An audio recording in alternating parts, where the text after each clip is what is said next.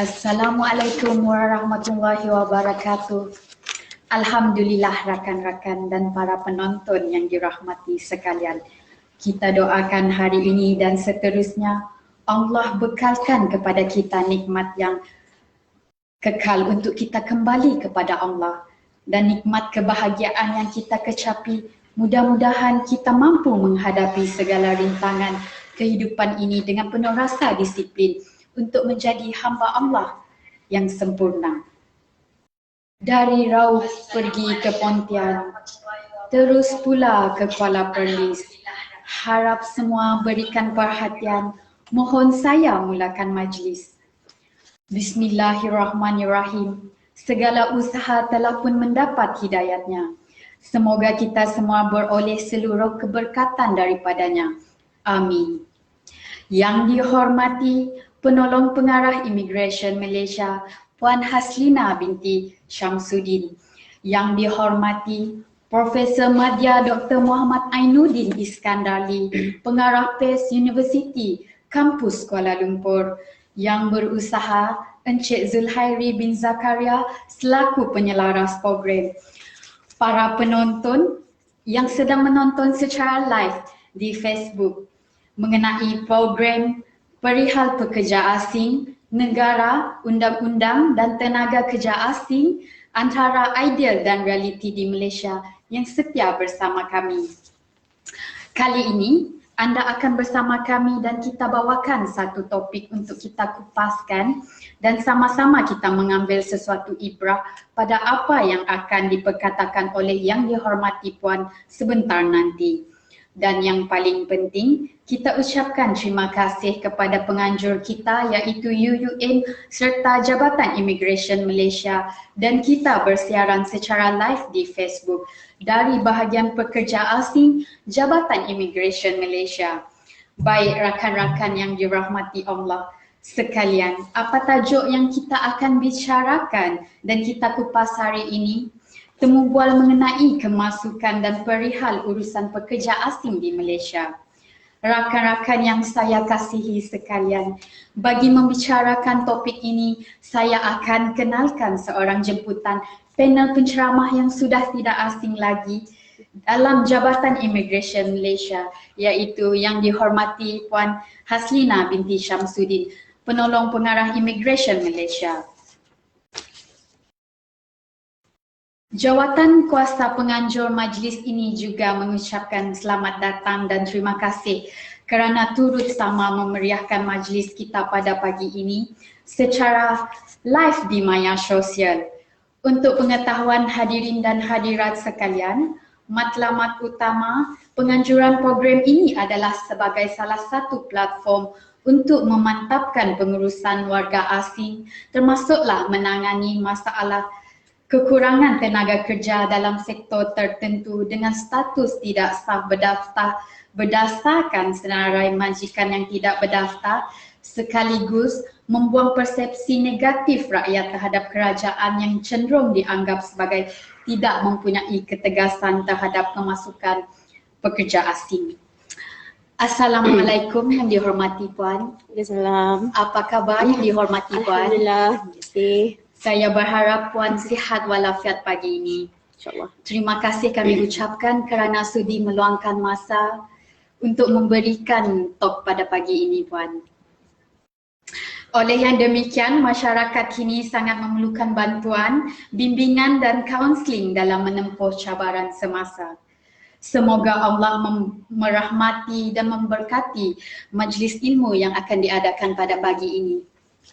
Terima kasih kepada pengacara majlis yang dikasihi. Assalamualaikum Puan. Terima kasih Puan kerana sudi hadir di dalam program kita pada pagi ini, iaitu perihal pekerja asing, negara, undang-undang dan tenaga kerja asing antara ideal dan realiti di Malaysia. Okey, jadi Puan boleh Puan ceritakan serba sedikit tentang dasar dan amalan yang sedia ada di dalam penggajian pekerja asing di Malaysia. Silakan Puan. Terima kasih pengacara majlis, Cik Kat dan moderator hari ini, Cik Amy. Okey. Saya perkenalkan diri dulu lah. Okey. Nama saya Puan Haslina. sekarang bertugas di bahagian pekerja asing Jabatan Immigration Putrajaya. Okay. Pertamanya saya ingin mengucapkan terima kasihlah pada pihak UUM kerana sudi menjemput saya sebagai wakil daripada Jabatan Immigration untuk turut terlibat dalam program hari ini. Saya difahamkan bagi jurusan pengurusan awam. Betul, Puan. Untuk semester 7. Okay, all the best untuk you all. Terima kasih. Okay, sebelum tu saya ingin mengucapkan terima kasih juga pada pihak ketua jabatan yang membenarkan memberi kebenaran kepada saya untuk bersiaran secara live, bukan untuk memberi untuk memberikan menyampaikan dasar-dasar dari segi pakar, tapi lebih kepada sharing information, sharing information kepada semua yang sedang bersiaran pada hari ini, dan ada jugalah yang nak disampaikan hujung-hujung nanti kita share.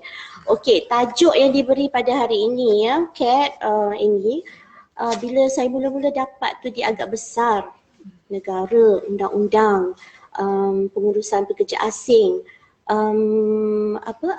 antara ideal dan realitinya. Okey, dalam masa 1 jam ni tak cukup lah saya nak cerita dasar je. Okey, untuk semua pelajar-pelajar yang baru nak tahu berkenaan dengan pekerja asing, saya share sikit lah apa yang dikatakan dasar pekerja asing tu sendiri. Okey, secara umumnya, dasar pekerja asing ditetapkan oleh kerajaan bersebab. Ada sebab. Macam yang pengerusi umum bagi tahu tadi, share tadi. Tajuk untuk pengurusan pekerja asing daripada kemasukan, kawalan, penguatkuasaan,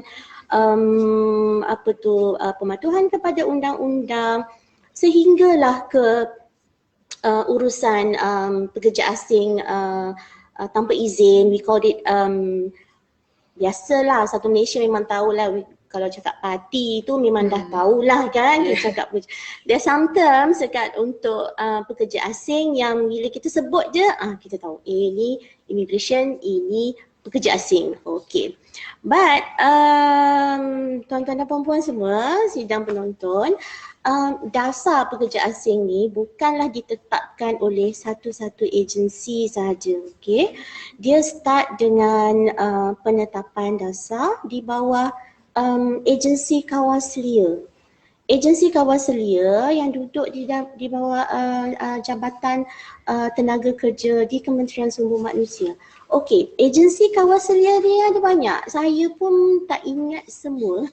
Minta maaf. Tetapi basically ada gambar kat sini. Okey.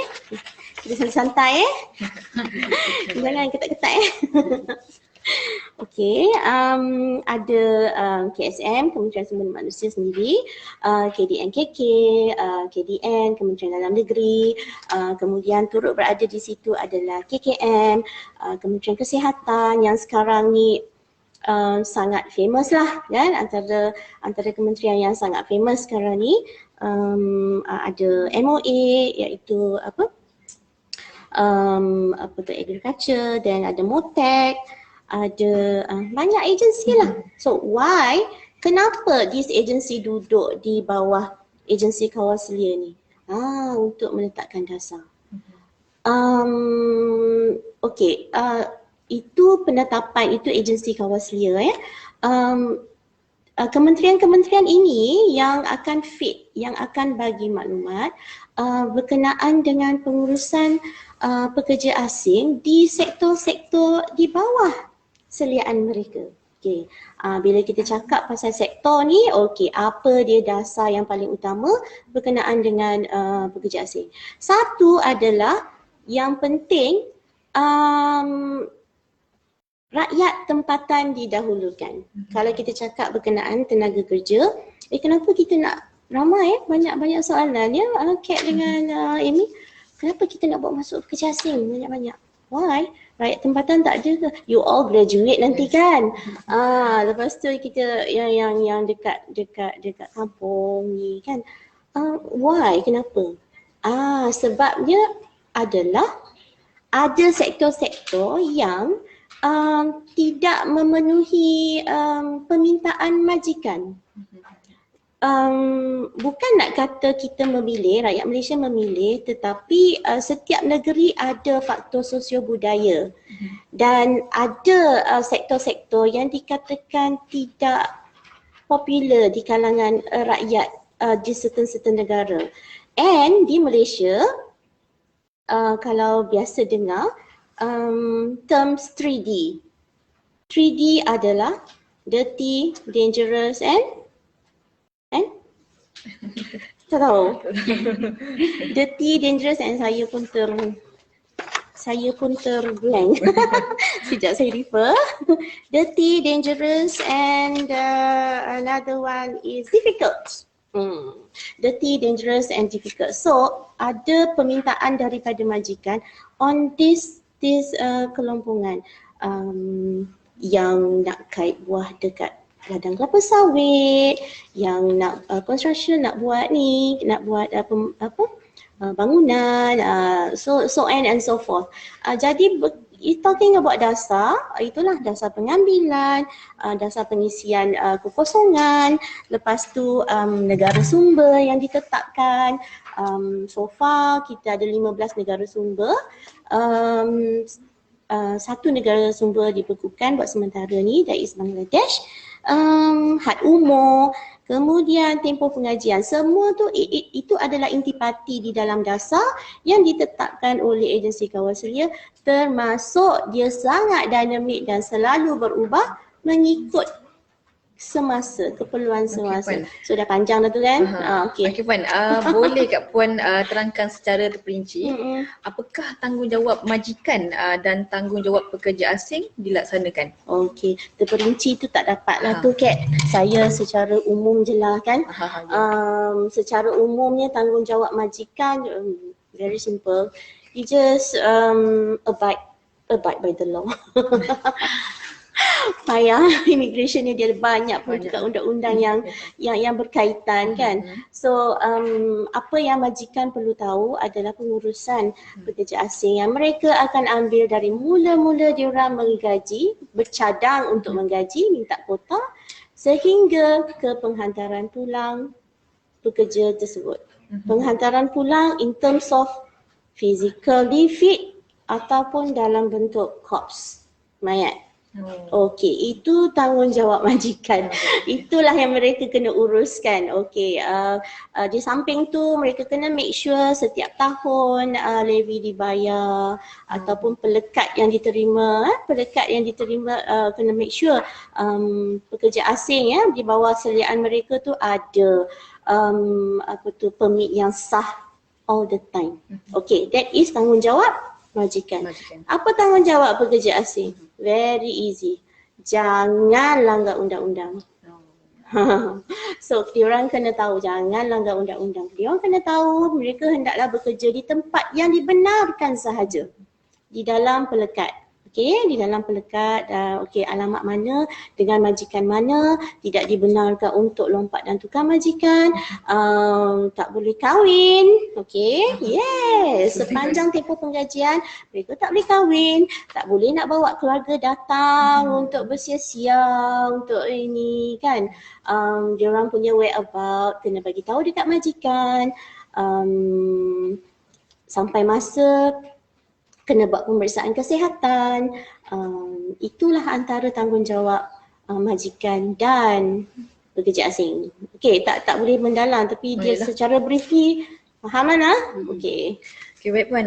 Kemungkinan ada beberapa pihak yang mungkin kurang faham ataupun tidak faham tentang syarat-syarat yang patut dipatuhi oleh majikan sebelum menggaji pekerja asing di Malaysia. Silakan Puan. Okey, syarat-syarat kan? Okay.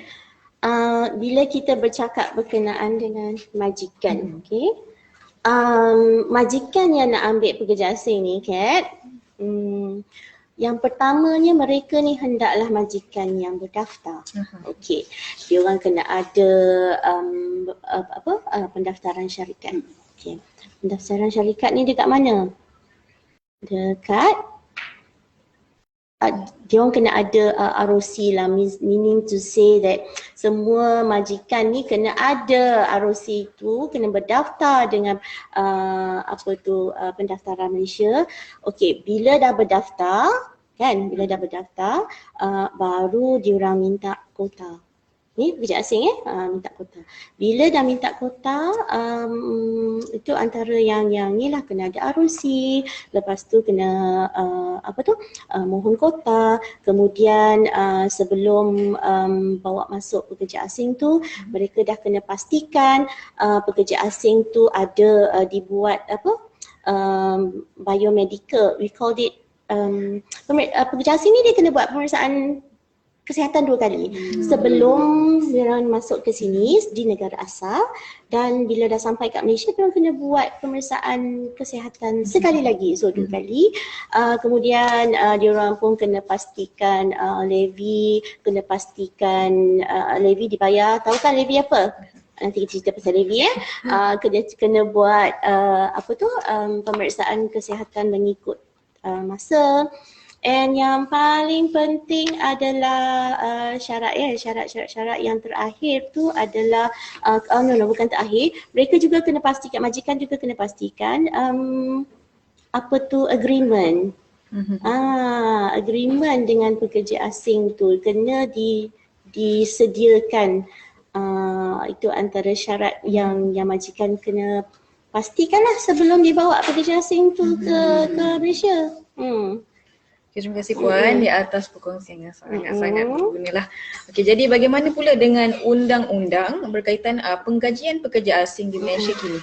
Okey. Puan jelaskan. Okey. Macam yang saya bagi tahu tadi agensi kawaselia ada berapa banyak tu kan. So each and every agensi kawaselia tu dia ada undang-undang dia untuk mengawal pekerja asing ni. Okey.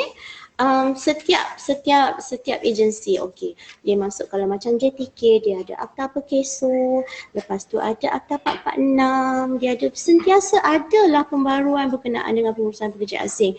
Di Jabatan Immigration sendiri dia ada Akta Immigration dan peraturan, ada